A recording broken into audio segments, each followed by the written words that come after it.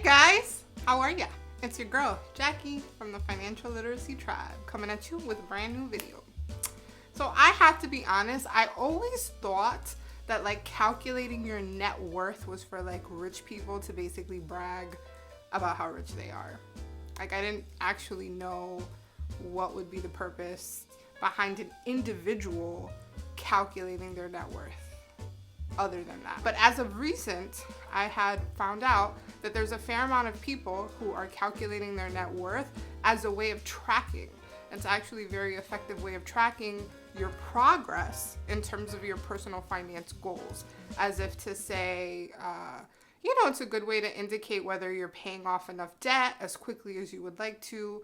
And also it's very satisfying the harder that you work in terms of like paying off debt and saving and adding to your stock portfolio and so on and so forth, the higher you get to see your net worth climb. So it's kind of even like a self-esteem booster and kind of a satisfying, benefit to being able to do this. So that's why a lot of people are doing it. So I thought it was interesting. So I wanted to do a video on how to calculate your net worth.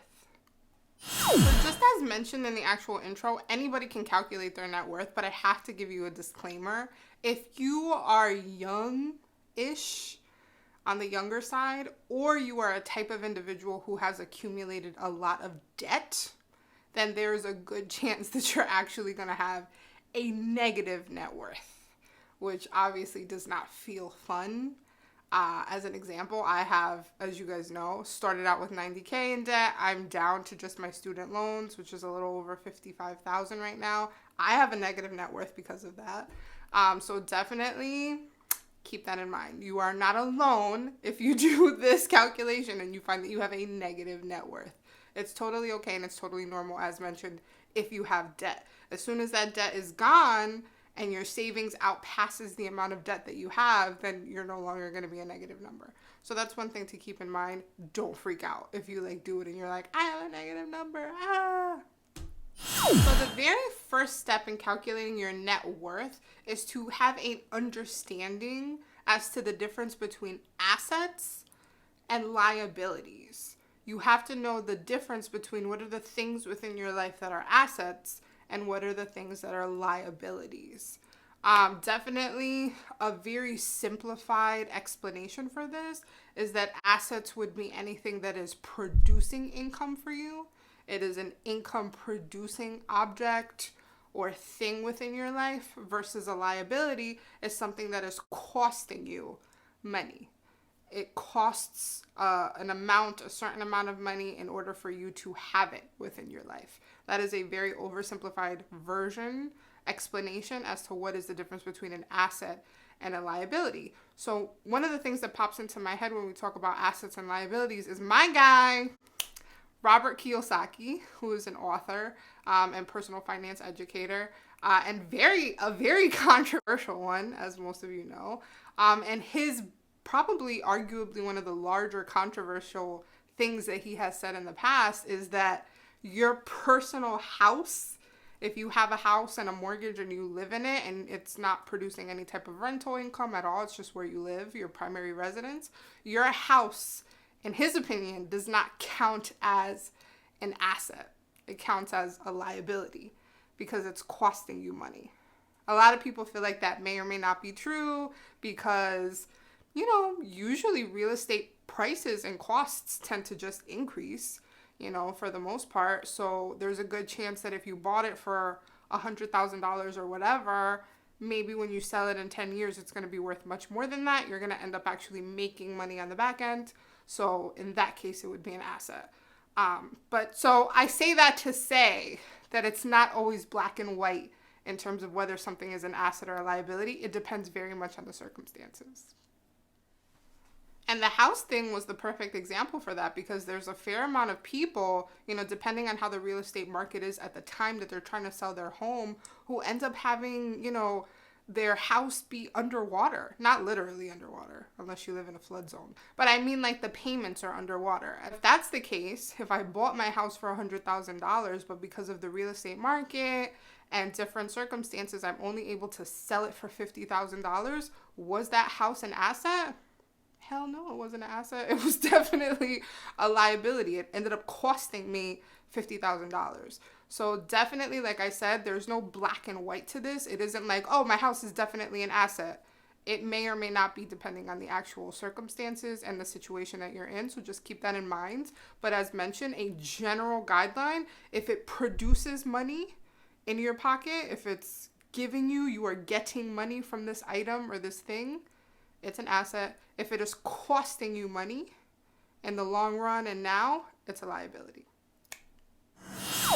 So how does one calculate your net worth? Very simple, with a mathematical equation. And the mathematical equation is assets, your assets, take away your liabilities.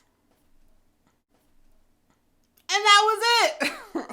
Don't you wish that all math was just like that simple? So basically you would need to add up all of your assets. That's everything that you have in terms of cash and or savings, everything that you have in your 401k or in your IRA or in your Roth IRA or whatever it is that you have money, if you have money in the markets at all. You add all of those things up. Maybe your home is paid off already. Good for you. At that point, it's probably not going to be a liability, right? Because you're not making mortgage payments on a regular basis, and it's probably increasing in value as time progresses. So you're going to add up all of the things that you have that have value. That also includes stuff, just like general stuff. Maybe you have a really nice car if you have paid that off already.